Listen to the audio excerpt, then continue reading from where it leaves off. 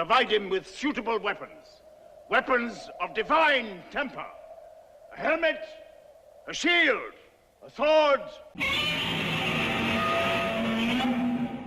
It's Monster Mondays with me, Geoff Arbuckle.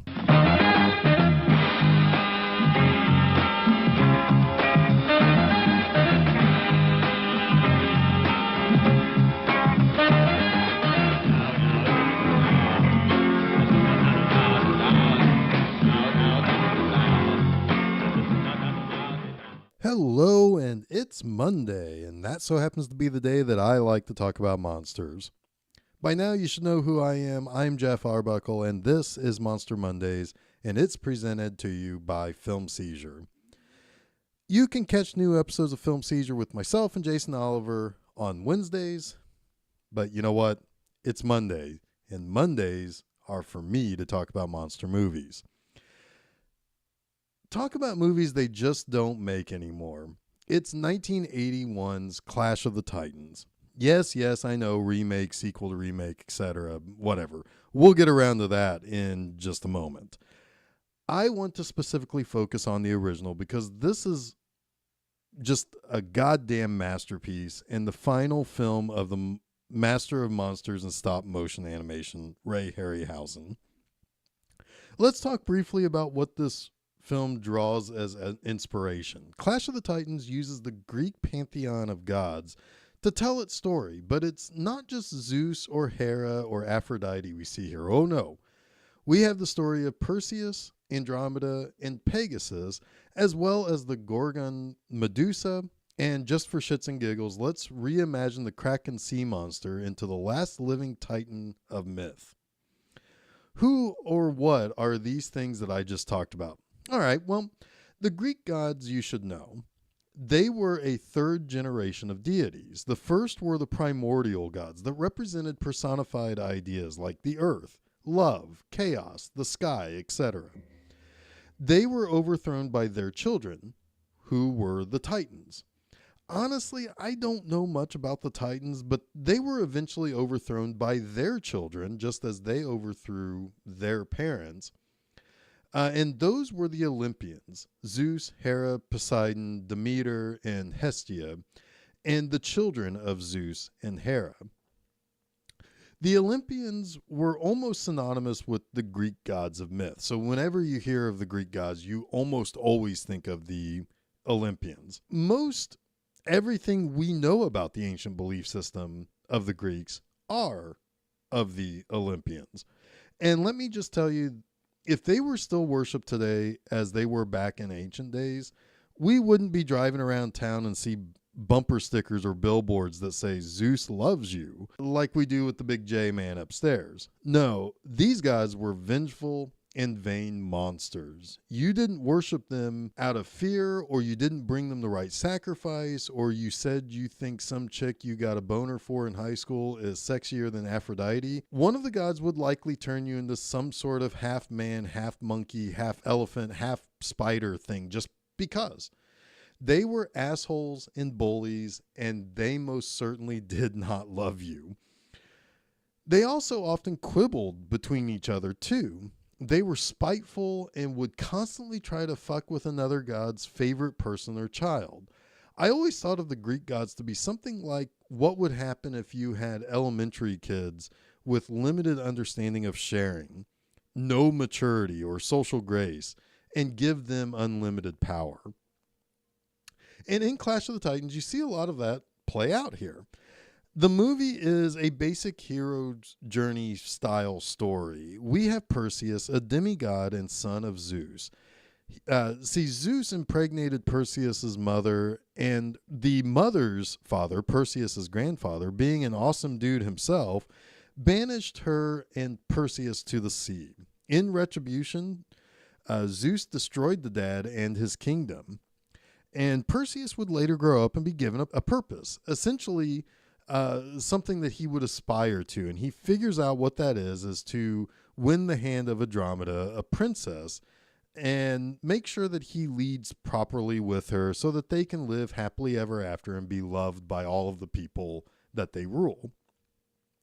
But in order to do all that business, he's given some magical items like a crazy powerful and sharp sword, a super reflective shield, and a helmet that makes him invisible. When God infighting rears its ugly head, as of course it would in this type of story, Andromeda is set to be sacrificed to the Kraken. Perseus leads a group of people to defeat Medusa, to return with her head so that they can turn the Kraken to stone. Meanwhile, he has to fight a multi-headed dog, a guy named Calibos, which was a cruel prince that was originally betrothed to Andromeda, that was twisted into a demon-like creature by Zeus for killing all but one of his winged horses. And some giant fucking scorpions. They're in there too. The great thing about this movie is that you can really understand that our thought of what a monster is can be traced all the way back to the earliest and oldest myths and stories that were told to kind of explain the origin of everything. Yet you don't really think of the creatures of ancient Greek lore to be really monsters at all. They were almost like the creatures that would be kind of more like mutants more than anything. They were transformed people for daring to defy the gods. However, when you view them in something like Clash of the Titans, they are about as classic of monsters as you could ever get. All right, so let's talk about those three things. Yeah, and gosh, it's actually pretty hard to pick just three things that I like, nay, love about a movie I grew up with and has been a part of my life for about as far back as I can remember. I mean, shit, last week I kind of even cheated and threw in a fourth item just to kind of sweeten the whole Frankenstein experience. But I think I can keep it pretty succinct this time. First up, let's just get this shit out of the way first thing. I freaking love the clockwork owl named Bubo. I know he gets a lot of shit for being, one, impossible to exist in ancient times because, I mean, clockwork owl, I mean, come on, he's a robot. Two, clearly inspired by the droids of Star Wars. Yes, it's kind of silly. Yes, it doesn't truly fit, but goddamn, I love its design. And all I ever wanted as a child was a pet clockwork owl to help me do stuff and steal eyes from old blind witches and shit. If I could get a full-size replica of that little guy, I'd get one so damn fast and he would co-host Monster Mondays with me. Like, seriously, if I got one tomorrow, next week's episode, Bubo would be clicking and whirring and buzzing away and talking to you about some kind of fucking monster.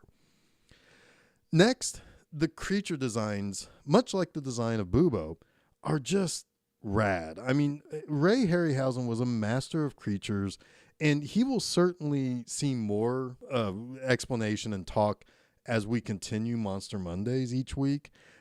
He was at the top of his game when it came to creating more mythical looking monsters. There is a movement to his creations too that aren't just indicative of the stop motion style of animation, but almost made them even more fantastical. Stop motion can certainly feel fakey and uneven with its herky-jerky movements. I've always felt that good stop motion will always be better than a CGI figure. They have a life of their own. They move with a little less human motion, and they are truly monsters. The Medusa creature in this is something that I will live all of my life remembering how she looks, how she moves, and what makes her so damn scary. And the scene in which Perseus has to decapitate her is thrilling and exciting. And I'd mentioned Calibos earlier, and he's such a damn cool demon-like creature too. He is a combination of a live actor playing that part for close-ups and a Harryhausen creation to kind of see his full body with his hooves and his tail and so forth. He's a great threat on a human level because he was a cruel monster before becoming an even more cruel monster once he was transformed.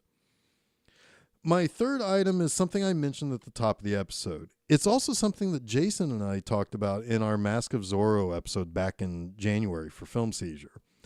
They simply do not make movies like this anymore. Sure, action movies can be fun and exciting and titillating as all get out.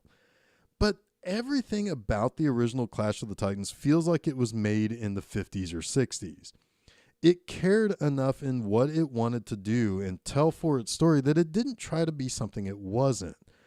And what it was just a classical style sword and sandal movie with Greek gods, creatures, flying horses, and high adventure. And I know I said that I would get back to the remake and its sequel earlier.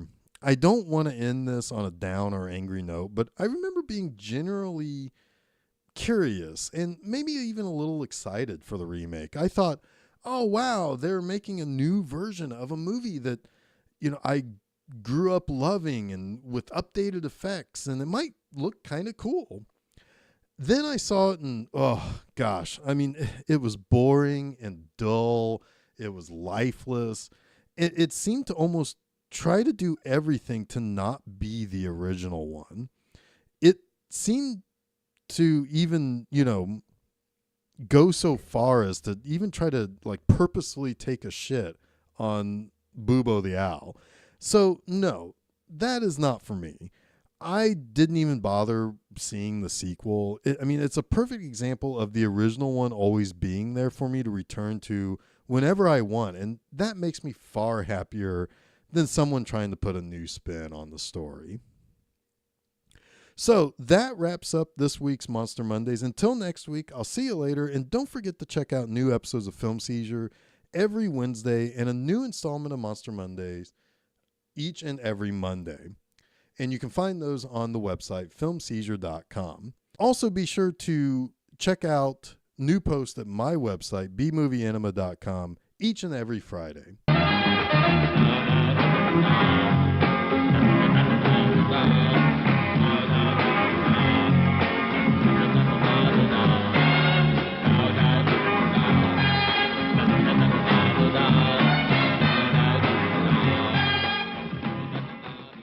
Before history, beyond imagination.